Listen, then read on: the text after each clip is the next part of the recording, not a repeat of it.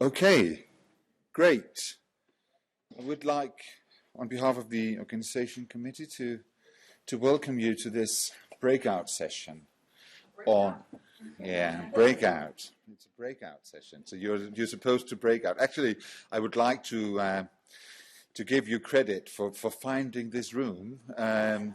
That's quite a challenge in itself. So just making it here is really, really great. And also, by welcoming you guys, it's not just you in the room, but also the remote audience, because this breakout session is actually the one being transmitted online as well. And I just spoke to the people in the Blogger Lounge, and they say that the online crowd is actually increasing as we speak. So, a warm welcome to a little session where we have asked three of, you could say, the ultimate gatekeepers. Three people who are in a position where they have to balance / manage the challenge of both development of the institutions, developing the arts, relating to the audience, and at the same time responding to whatever political context that is actually writing into the modus operandi of any arts institution which is publicly funded. So we have asked three guests. The first of our guests will be Arna Kristan Einarsdottir, who is responsible, the managing director of the Icelandic Symphonic Orchestra, and responsible in that sense both for the artistic content but also for the institution as an institution in terms of cultural policy. Our other guest is Per Ola Nilsson. He's CEO of the Malmö Symphonic Orchestra. And the third guest is Henrik Sten Pedersen. He's the Director of Operations for the Royal Danish Theatre. The setup for the breakout is that they will each have 8, 9, 10 minutes, a few Q&As, and then we kind of have good, solid time for a public debate, a debate between you guys, because you are basically also experts at the very same level with different kinds of expectations, but also experiences and knowledge in the field that we would like you to give us back. And kind of feedback, it's an open dialogue, so do not hesitate, please. So, with those words, Arna, please take the stand and be the first to make your presentation.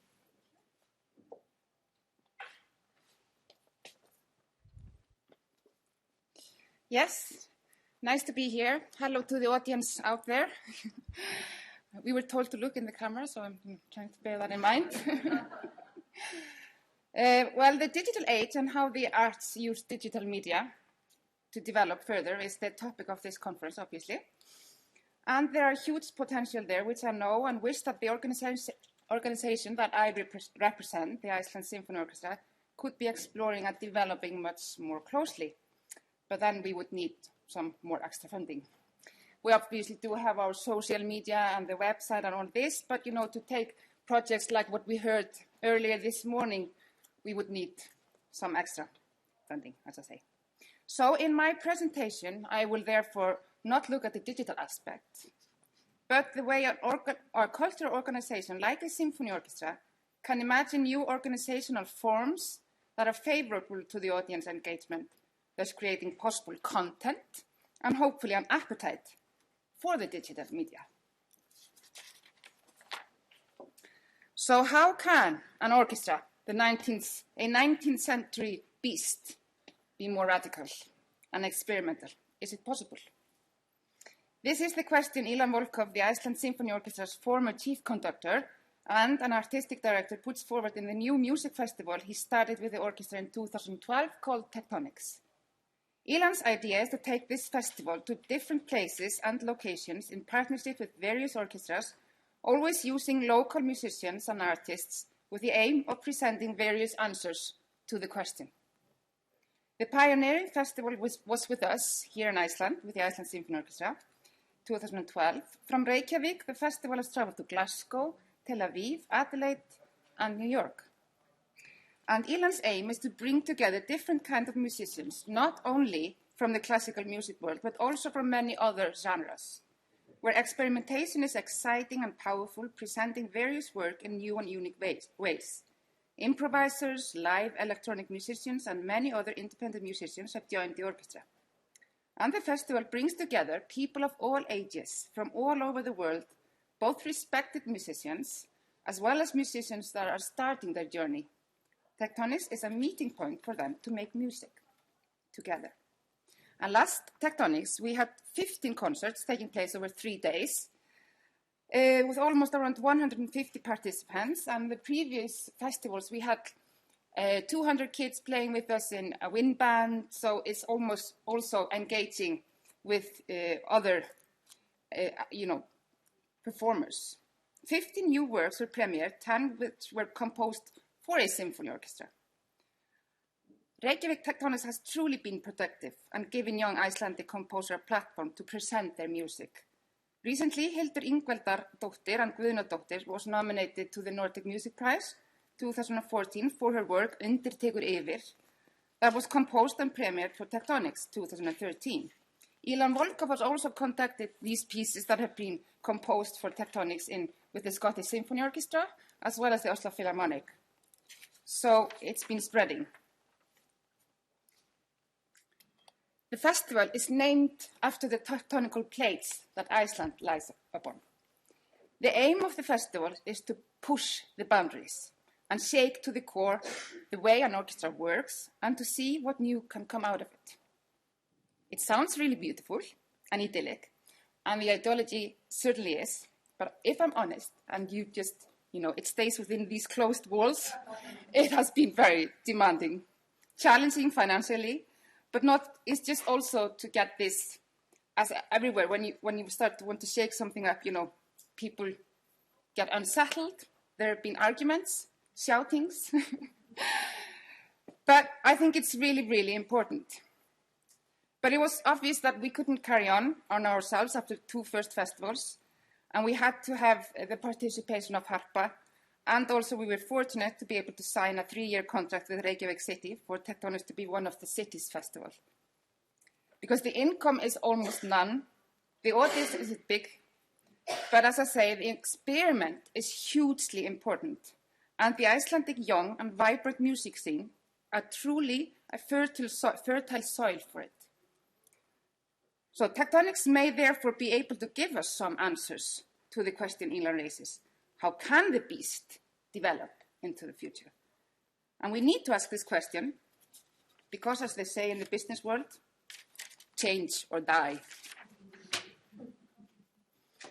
The death of the symphony orchestra has been predicted for a long time now. There's talk about decline in audience, the audience getting older and grayer, and the orchestra having a hard time reaching out to new audience. But as they say, there's nothing new under the sun. Reaching out to new audience was the whole idea behind the first Proms concert 119 years ago, now the most famous classical music festival. The aim was to run nightly concerts and train the public by easy stages, luring them into the concert hall by low ticket prices and informal atmosphere where promenading, eating, drinking, and even smoking was allowed. But the beast has little changed since the 19th century. Most orchestras work in the same way, rehearse the same amount of hours, play the same concerts, with an overture, concerto before the interval, and a symphony after the interval. They even wear the same clothes they wore in the 19th century. But we are still live and kicking. In a recent article, my colleague, the CEO of the Oslo Philharmonic, Ingrid Røyndals, points out that the audience for the Norwegian orchestras increased 39.8% in over a 10-year period from 2003 to 2013. Oslo Philharmonic itself saw an increase of 34.7% in the same period. We here in Iceland saw an increase in subscribers of more than 60% when we moved into Harpa in 2011. So maybe it's time to call off the crisis and just let the figures speak for themselves. Well, maybe not. At the same time that we see an increase in our audience, we also see institutions fighting for their existence, being closed down, like the Danish National Chamber Orchestra that Uffe mentioned earlier. And voices within our societies asking the question if we can afford our cultural institutions. So we need to stay relevant. The Icelandic Opera recently premiered a new opera called Ragnheiður by the Icelandic composer Gunnar Þórðarson and the libretto written by Friðrik Erlingsson. Gunnar is one of Iceland's most popular song composers for the past 30 years, with over 400 recorded songs. He was one of the founders of the Icelandic Beatle band Hljómar from Keflavík in the 60s. In recent years, Gunnar turned more and more to the classical stream, composed and arranged some symphonic music, and now the opera Ragnheiður. The story of Ragnheiður is a true story that happened in Iceland in the middle of the 16th century in Skálholt, which in Iceland is considered a holy place. Through the Middle Ages, Skálholt was the seat of the Icelandic bishops, a center of culture and education. Ragnheiður was the daughter of Brynjólfur Sveinsson, who was the bishop of Iceland from 1639 to 1674. When she was only 19, she fell in love with her teacher, Daði Halldórsson. To save himself and his family from disgrace because of the rumors about Ragnheiður's and Daði's affair, Brynjólfur made his daughter take an oath in front of the whole congregation, stating that she was a virgin. 9 months later, she gave birth to a son. The son was taken from her, and Ragnheiður died a few months later from a broken heart. This tragic story has lived with the Icelanders through the centuries and inspired many artists. The opera proved to be a huge hit with the audience when premiered last year. So much so that the Icelandic Opera had to put on extra performances weekend after weekend and is showing it again over the Christmas. To a new audience, a younger audience, but not necessarily an audience that will come back to see Don Carlo that the Icelandic Opera premiered last Saturday, but an audience that is now some more open to the operatic form and hopefully positive towards the institution. And we, the Icelandic Symphony Orchestra, had a similar success story with a crossover concert with a heavy metal band called Skálmöld, where we played for over 7,000 guests in 3 days. So again, not thinking that we will see them for our Beethoven concert, but at least we touched their hearts there. But the difficult question for us who run cultural institutions is and will be, how are we relevant? One important aspect of this is education. The way to connect to society and make ourselves matter is to take an active part in educating about the art form. There I am a firm believer in the importance of participation. If you really enjoy something, it is because you know what it's about. Like watching football. If you know how to play football, you like watching it. I, for instance, have a very hard time understanding the rule of offside. No matter how many times my impatient husband and sons have explained this to me, I just cannot see it when it happens. I'm always looking at the legs. So I'm just not, focusing at the right point. On the other hand, I have the experience since childhood to play in an orchestra, and I love to listen to symphonic orchestra. This is why El Sistema has become almost like the last straw for the symphonic world to hold on to, and the reason why so many symphony orchestras have jumped on the wagon and are now taking an active part worldwide in programs inspired by the El Sistema. For those who do not know what El Sistema is, it's a musical educational system founded in Venezuela in 1975 by Dr. Jose Andreu Abreu, with the aim of getting vulnerable children off the streets of Caracas. It now teaches music through orchestra playing to more than hundreds and thousands of young people around the globe. However, El Sistema is not just to save kids from poverty, crimes and drugs. It can also be a tool to save our kids from cultural poverty, get them off their computer games, from their TVs and other digital media, sorry to say. By taking an active part in education, we make sure we both have musicians on stage as well as audience out in the auditorium in the future. But not only that, we make ourselves matters in the lives of people. So in my mind, there are 3 new organizational forms that an institution like a symphony orchestra needs for a favorable audience engagement. We need to push the boundaries, shake the way we work to the core, like we do with Tectonics.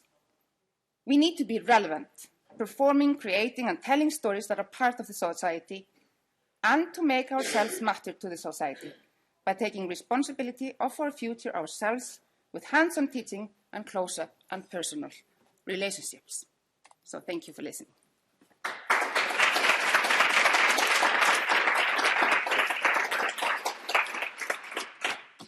Are there any quick questions that you would like to point directly to Anna at this point, or should we wait to hear about the next two presentations? I just forgot that we were online. So now I'm back online, in streaming. Repeating the question, are there any quick questions that you would like to pose to Anna at this point, or should we simply just continue with the next presentation and then take the full discussion in the end? It's the last thing. Okay, it's the last thing then. Per-Ola, you're next. Please take the stand.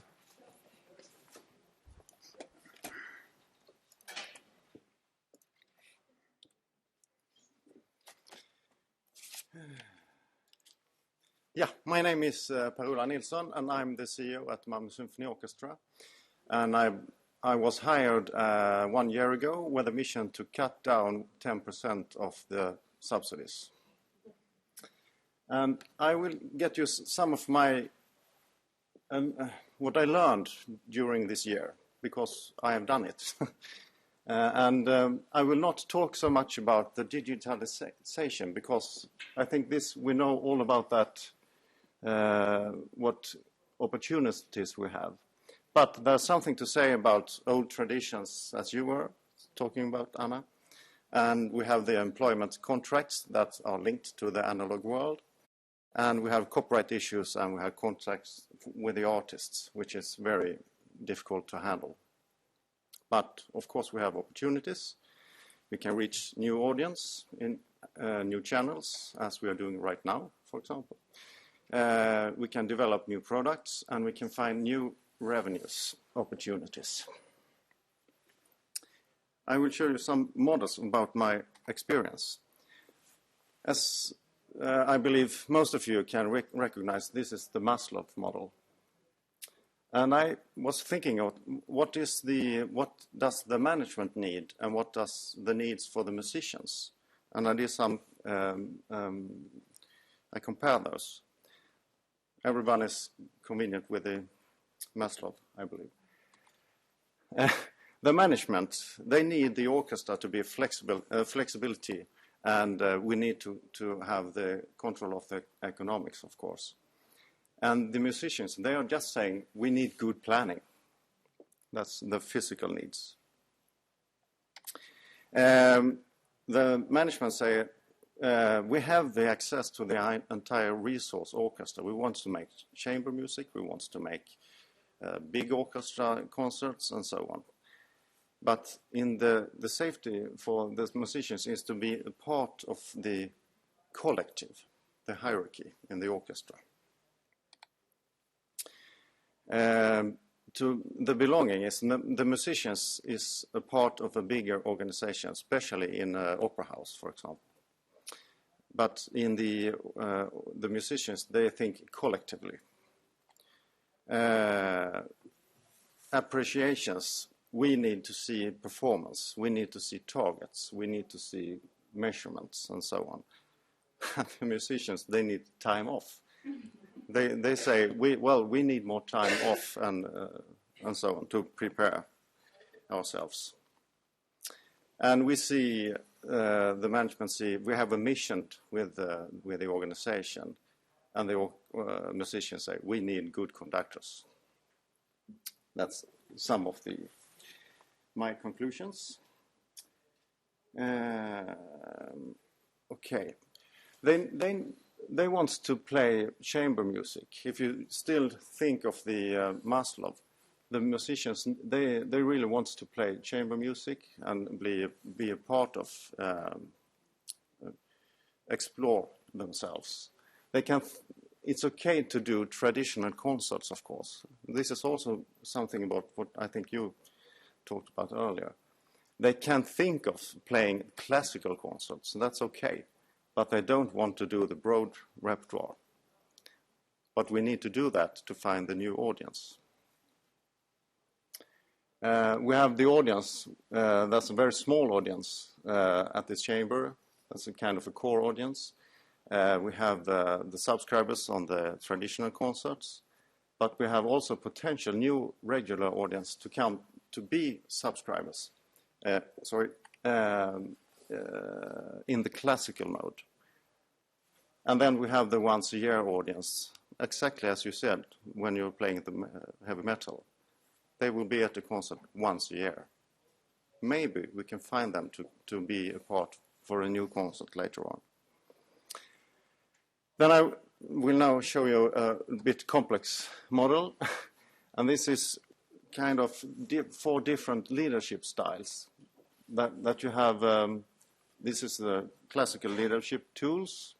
We have a person with a big charisma. We have a vision. You can have more culture tools to run the business with tradition and democracy. Then we have the power tools, which we need sometimes when we do the changes in the organization. And we have the classical management tools, making the measurement and standards and strategies and so on. When the musicians is working, they are working in this, they are on the stage with the conductor. And that's a leader which have visions and they have a clear goal what's going on. And they have a special thing how they talk to the musicians. And then they come out from the rehearsal, and during 30 seconds, they meet the management. And we are talking about, perhaps we need to do some negotiations. We want to talk about standards. We need some control and so on. So it's very important to understand that the musicians, they are moving from one leadership to another leadership, and it takes 30 seconds. They're going out from stage and presumably meeting me, for example.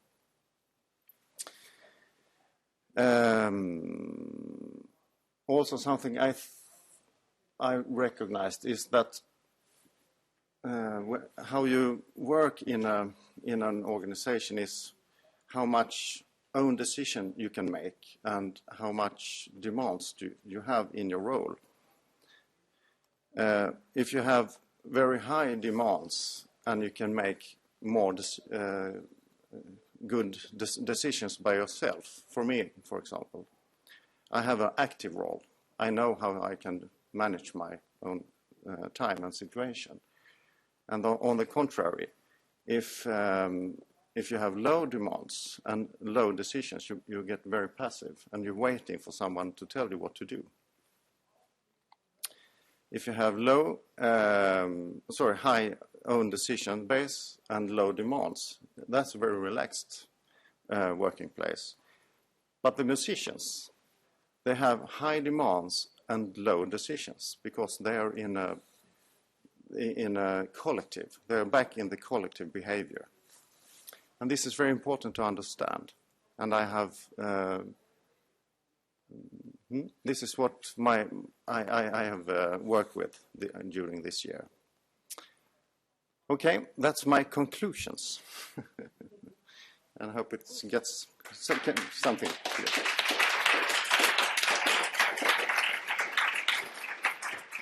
Thank you, Per-Ola. And I think I will just give the word to Henrik Steen Petersen from the Royal Theatre in Copenhagen right away. Thank you. And I guess why we set up, I'll just say thank you for inviting me here. And I think it's a wonderful house, and I understand why your numbers have gone up, because it's a great-looking house. Okay. I'm bringing a virus to the system. Anyway, I will tell you a little bit about audience engagement, but I thought first to give you a little backdrop, I will give you a short, I promise it will be a short introduction to the Royal Danish Theatre. And I'm the Director of Operations at the theatre. We have at the theatre, you can see this chart, we have 4 different stages. As you can see, the old stage was built in 1748, but then we did a new one at the same place in 1872. But that was our main stage for quite a long time. Then in 1931, we built a drama house right next to the old stage. But it was still together. It was like theaters in one place. However, a big foundation gave us a huge gift in 2005, and we opened the new Opera House, which is not at all at the same place at the old theater. It's on the other side of the waters. This prompted the government to say, well, we also need a new drama house. So we built a new drama house in 2008. And we then thought, with all these new houses, we need also the production facilities to build the sets and decorations for these stages. So we had built a production house. And to sum that up, we now have 3 houses. We have 7 stages, and we have the production house. We have 4 different art forms. We have ballet, opera, drama, and the orchestra. We roughly employ around 1,000 employees, and we have, on a yearly base, 100 different productions. As you can see, we do 820, this was numbers from 2013, 819 performances and 534 other activities, which is quite a huge number, and it's been a growing number as well. We did tour performances, 92 tour performances, and we had a total of 723,000 theater goers, which is a huge number, I must say. And the occupancy of the theater was, on an average, if you look at the art forms, 82%, which is also pretty high numbers. Our income, just to give you a short description of that, like many other cultural institutions in the Nordic countries, we have a lot of public funding. As you can see of this, 3/3 of the funding is from the public. We have some ticket revenues, and we have some sponsors and restaurants and merchandise, and that is the remaining quarter of our income. But as you can see, heavily dependent upon the subsidy from the government. And this is something I want you to memorize now. I'll go back to it in a few minutes. No, actually, this is just the development for the last 13 years. The number I want you to look at here is that we have 86,000 tickets sold to schools and young children in 2013, and that's actually around 16% of our total tickets for sale. And when we send tickets for schools, it's at a price of approximately €7. So it's quite a subsidy we give towards the schools here. For young people under 25, we deduct the price to half price. If I sum all this up, it's actually 9 million Danish crowns we are subsidizing a new young audience with. So it's a big number as well for us. Then this is very much what you have been saying as well. You can see it here, the analysis of our customers. If you look all the way out to the left, you have 77% of our customers only attending once a year. And that makes up roughly 50% of our income. And if you look at the other side of the scale, we have only 5% of our customers coming more than 6 times a year. But those little loyal core there, they actually make up a quarter of all our income. Of course, it's easy when you look at this. You say the ones coming once, if they come twice a year, we have no more problems. But it's not that easy to do, but it's easy to see. If we look at the characteristics of our customers, we have a female over-representation amongst the audience. We also have a higher average age than the Danish population in general. I think that we share this with a lot of other cultural institutions. Our audience also has a higher level of education and also higher income levels. These are facts. Of course, we would like to change this. We like to have a broader impact on the society. But right now, this is the facts, and this is what we're working against. We do communication, and we have quite a long, some strong fixed channels for that. We have our website. We're actually right now redesigning our website, but even with the one we have now, we have roughly 160,000 unique visitors on a monthly basis. This is quite a lot of people coming to our website, and we also sell quite a lot of tickets online. We have a newsletter that reaches approximately 100,000 recipients. And then we're also, as you can see, quite active on the social medias with Facebook, Twitter, and Instagram followers. And then we have probably a magazine we send out 4 to 5 times a year, and that has what do you call it? There's 230,000 copies of that. So that's also quite a big investment we do in this, but it's a strong channel for us.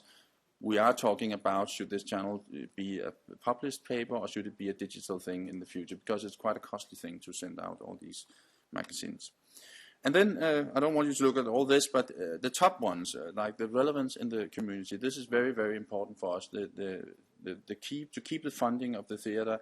I think Uffe Savory said it really good as well. Why do we need a theater? Why do we need an orchestra? Because the people want it, and this is actually a good number for us. We know that 71% of the Danish population actually wants to have a national theatre, and that's part of the national cultural heritage. This is an important number for us to keep this high, because the moment it starts going down, we will have problems, that's for sure.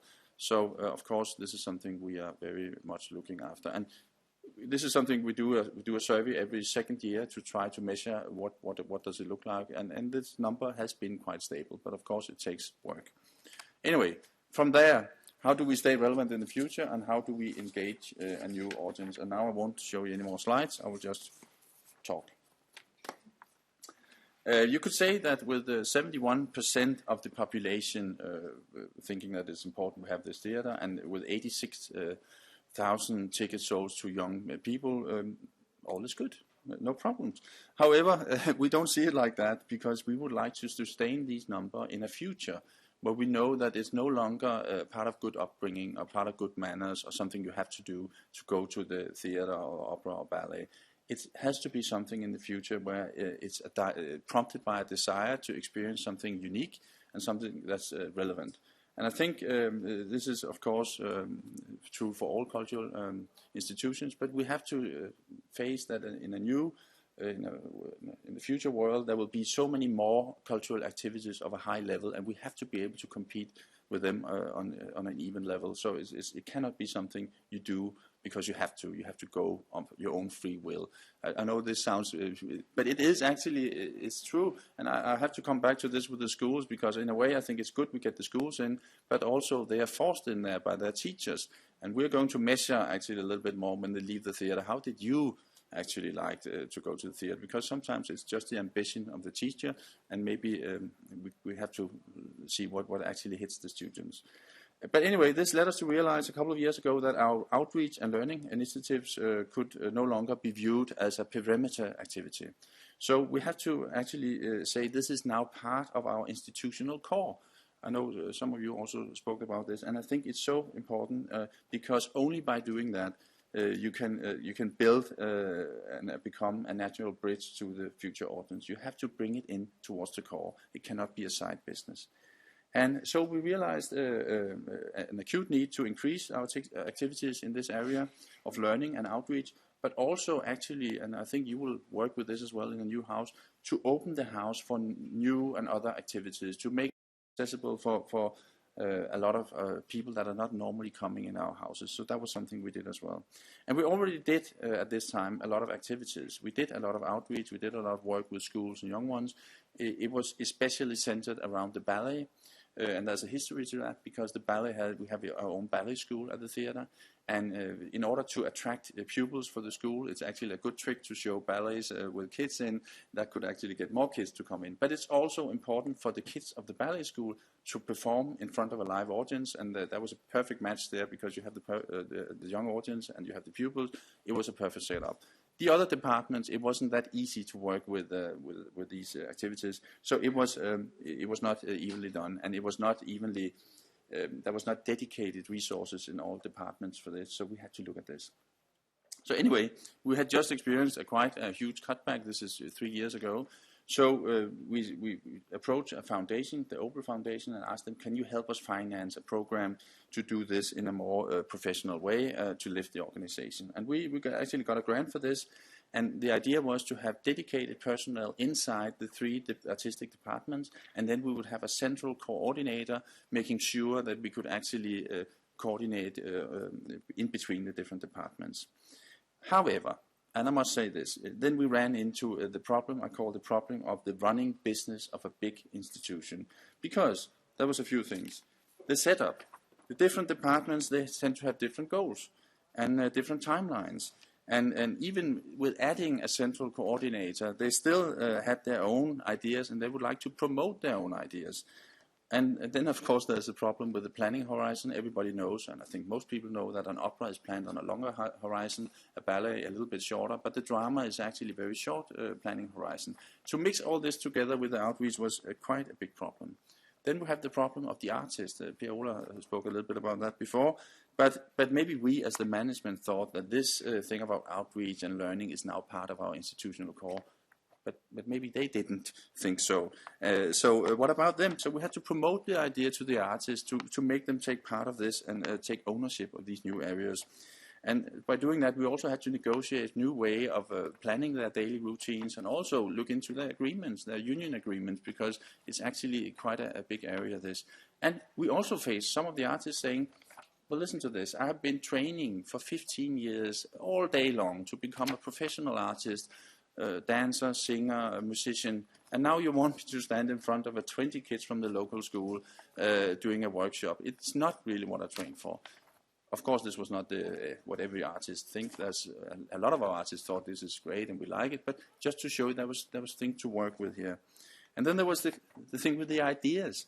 I think, as is the case for most cultural institutions, there are an abundance of good ideas and new projects.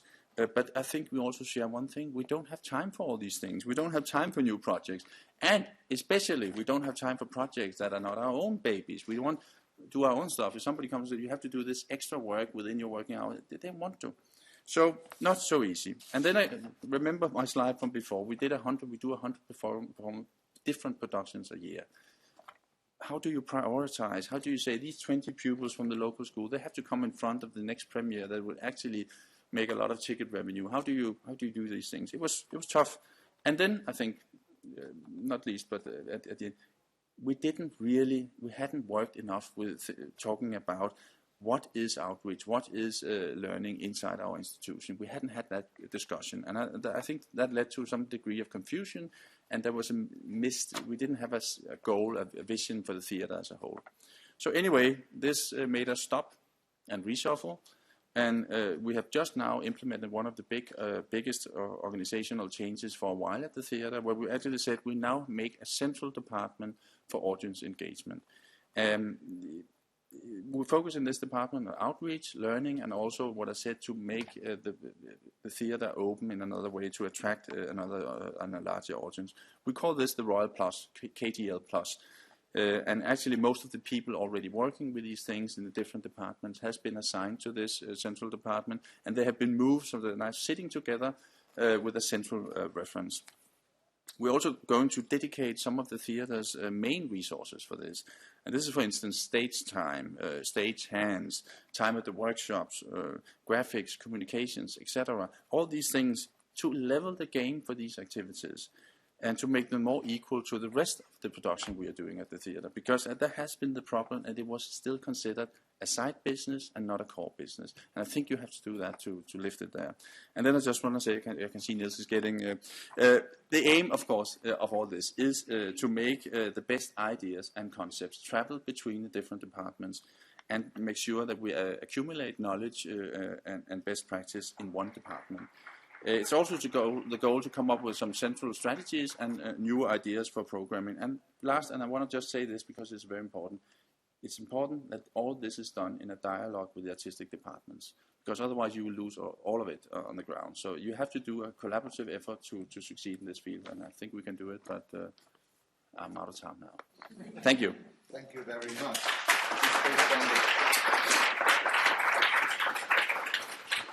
So now I will invite the three presenters to the stage, and I will leave it to you to manage these supposedly high chairs and get up into the air. And in doing so, open for a debate, a discussion, a dialogue with you. But one thing, just to get the debate started, that I think is quite interesting is that you are all three of you are touching on this institutional challenge of how actually to create change that both creates a kind of sustainable relation to the community that you work in and to the funders, and at the very same time organize what, as a metaphor, we could use the metaphor of a supertanker. The supertankers of the very large national prestige institutions, knowing that they have to move. You said, let's be honest, inside these white and black walls, that it is actually difficult to kind of, address a new setup for a symphonic orchestra. Could you just evolve that a bit more and tell about, from a leadership perspective, what are the challenges in that? Well, I can just take one example, and this is truly confidential. No. But no, it tells a story of how this can work and not work. and be difficult. There was this one piece that was composed for Tectonics, and it didn't have any notation that the orchestras used to play from.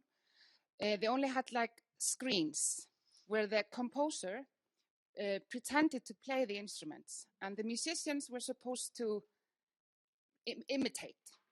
So he was like holding a violin, and he couldn't play the violin, but he sort of, and they had to sort of imitate what he was doing. So he told the conductor, Ilan, you don't have to rehearse it really. It's like a performance, it's like but he decided, Ilan wants to rehearse, so he decided to rehearse it. And the thing is, it was hard for the musicians to imitate what was happening on the screen and looking at him as well. So they were actually starting to feel physically sick on stage, just like, because, you're moving too much.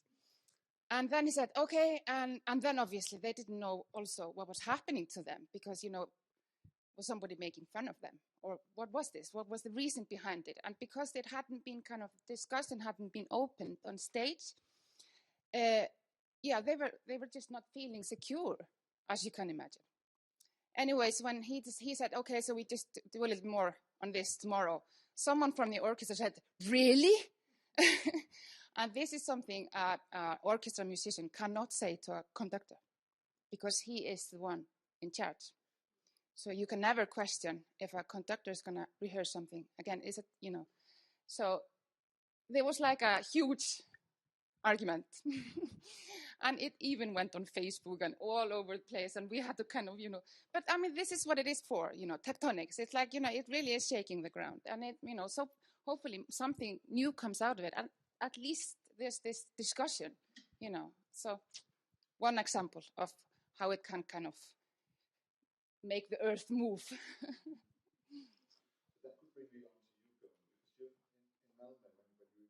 Introduced Maslow's pyramid.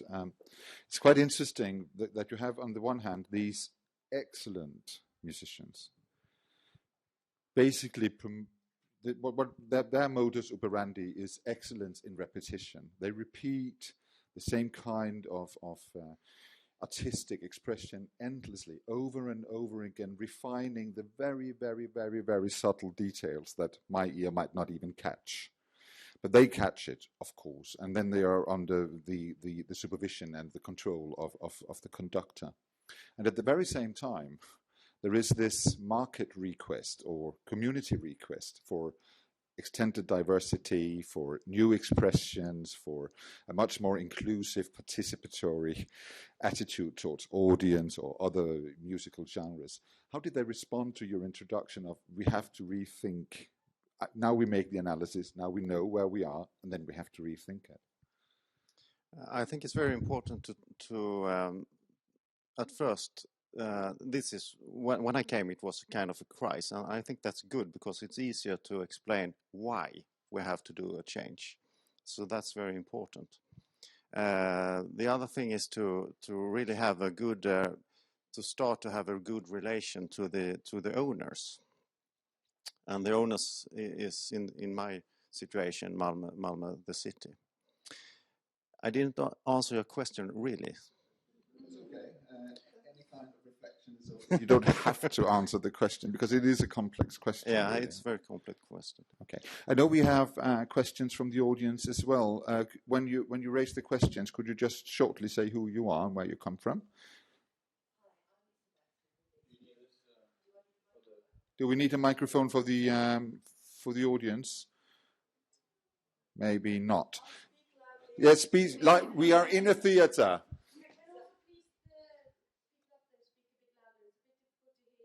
Yeah. Okay. We can do that. Yeah, we can do that. Okay.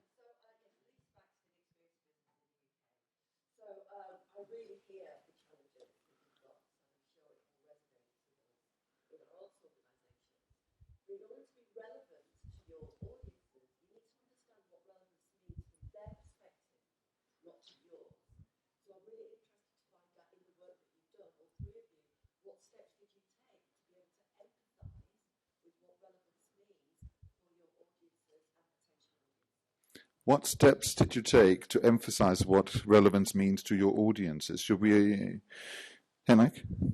I will tell about a new initiative we've been talking with a foundation about actually that normally when you measure and you ask your audience what do they think about what they experienced, there's a tendency, and that's all over the world, that you ask the one that bought the ticket, because those are the only ones you know. You have a number, you have an email, so you can reach them. I think it's a wrong approach, because if I give somebody a present, I'm sure if you ask me how was that present, I would say it was good. It was a really good present. So really you should ask the ones that are invited to the theater, and that could give us a clearer image of what you are talking about, I think. And this is something we're going to do, and I've named it exit polls. It's a fun word, but it's a way of getting people on the way out of the theater and saying, can we call you tomorrow? Maybe can we ask what you thought about this? And to link it up with who bought the ticket, of course, as well, but to get another knowledge about what is actually the experience of the people going to the theater, because I think it's biased what we're working on now, because we only ask the ones who bought the ticket. So I think that's really, for the future, something most companies in the world should do. And we are actually doing this together with a foundation. And we said to this foundation, once we've developed a system, we would like to bring it out to other theaters or orchestra in Denmark, and I think it should be brought out anywhere anybody wants it, because I think it's a new way of dealing with these things, and there has to be a system to it. But that's, I don't know if it answers your question, but it's one thing we've been thinking about in relation to that. Yeah. Fiona? Yeah. Yeah, well, we are investigating those who have bought tickets, of course, but we're making a more broad repertoire, and those who's coming just once a year, it's very interesting to ask them why and how can we get you to get back to us, and what did they feel for this concert we did for them. And we're also really working very hard on El Sistema, so that's also how to get into the community. Yeah, and exactly that point, because I think, you really, when you're really there connecting with people, knowing their names, knowing them and their community, that's how you relate. And then obviously you should be asking them, what do you want from us? But I think and we started with a youth orchestra in 2009, and that was done in collaboration with the musicians, and because they knew that we needed this. And so we were able to, even though the contracts didn't allow it, we were able to kind of make it happen within our, organizational setup, which was very important. And they take very active part in teaching there, which is important because they know all the tricks of the trade. So again, it's how you, and this is, so I'm a firm believer in the youth orchestras. I pray for them. Yeah, Henrik, please. Okay, so no. Well, we did some tryouts also, as you saw earlier, for the Joystick production, that we actually asked the audience, potential audience, what they wanted to hear. And then we had a relation started, and they hadn't buy any tickets. Yeah, we have a number of people. Should we go on to the next question on the back row, Osa?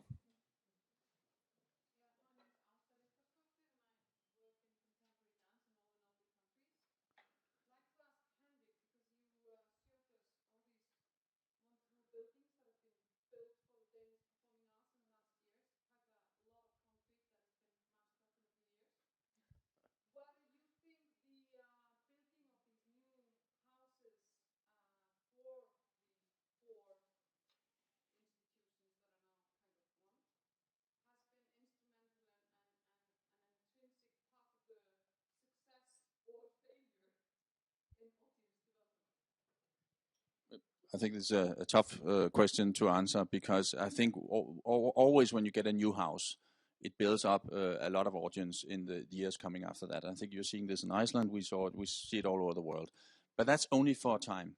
So unless you do something to sustain those new numbers, they will actually drop again. And we've seen that happen to us. So even though we now have new houses, we don't have the numbers of audience that we used to have. But that is also to do with the cuts we've been through. So we don't have the economy to produce enough content for these houses. So in a way, we have the problem now. We have the facilities, but we need funding for content inside the houses. And this is something we're working on, because there's many ways you can do performances, and you can also think about new formats requiring less production hours, less stage-hands, less everything. And that is possible to do that, and also by that attracting another audience. Because one thing we found out that it goes for all institutions.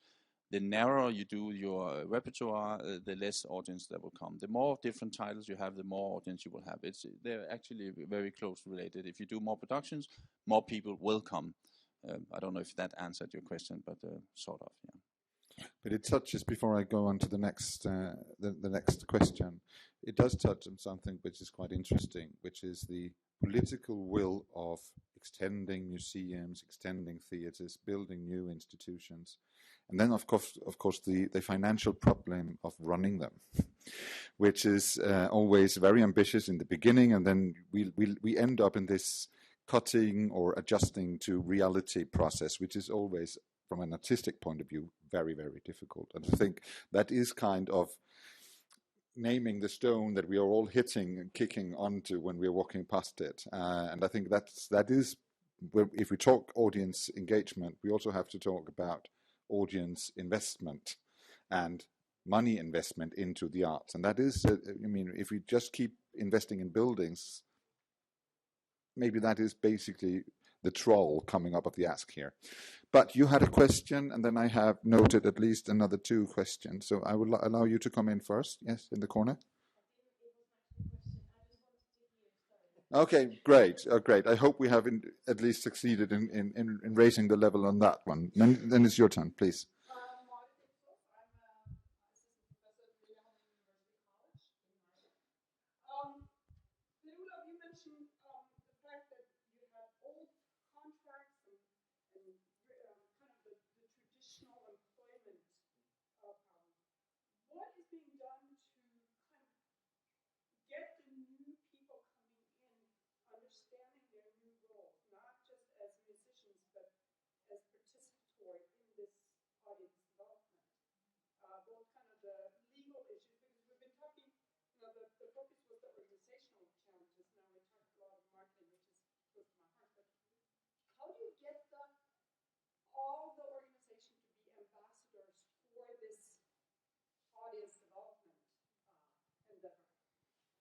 Just talking about customers and ticket sales.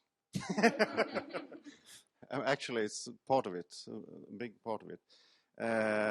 There is no button to pull. I know that because I've been searching for it. It takes a lot of investment from first understand the situation for the whole management, tell it to the board, and then start working in the organization. Stone by stone. So it's a very long time working. But I'm always talking about ticket sales. But just to follow, is anything, I don't know anything about musical education or the artistic education, but are we making the future performers aware of the situations that they can't just be there for their art, but they have to think broader? I actually think that I'm now just talking for the musicians. I have experience also from the opera, but just for the musicians.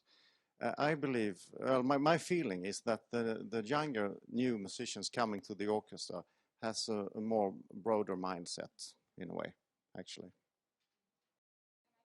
Yes, please. Like you say with education, I mean, there's a lot of pressure on them now.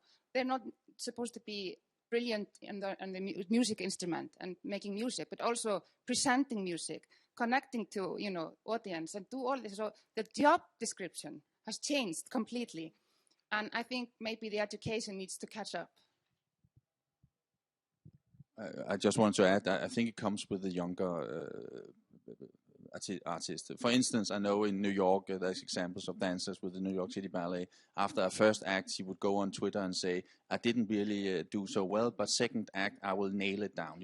This is unheard of. You would never hear a soloist say anything like that. But in the future, and a young audience will do that. And that is exciting towards a younger audience. Of course, the old one, they won't read the Twitter account, but she has followers. So what you're basically saying is that social media and social media behavior is changing the pattern of how we as artists or how the artists themselves relate to the audience, and that itself is a kind of breaking barriers down. Is that it? Yeah, I think that's a very important wave that's coming, and it's coming by itself. So, but of course, as I said in my presentation, it's very important that we make all these things part of the theater's core, part of the core of an orchestra. This is part of, and we just have to keep saying it. And it's a cultural change, and it takes a long time because we have a lot of people that's been there for many years. So it takes time, but I have a bright outlook on the future. We have another question, Nana.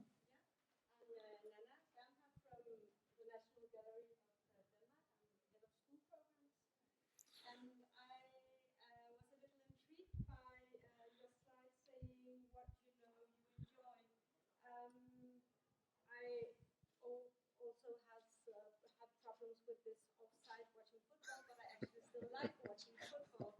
So I was just a little intrigued by the fact that what does knowledge mean in this connection? Because it kind of has some kind of associations to, you could say, the need of a master narrative or something that you have to know to be able to enjoy what you are watching at or experiencing, and then also maybe when using the word enjoy, because we have to enjoy it. What about the fact that it's maybe really difficult and we don't enjoy it as once, but the possibilities in these kind of challenges or in these disruptions where you meet the kind of confrontation. Could you just maybe expand a little bit about you choosing this? Yes, well, it's just basically, again, that because if you have experienced being part of this orchestra, sound, being there, it's just, you just want to, listen to it. You want to be a part of it, and it opens it up. So that's why I think it's so important. Education is so important.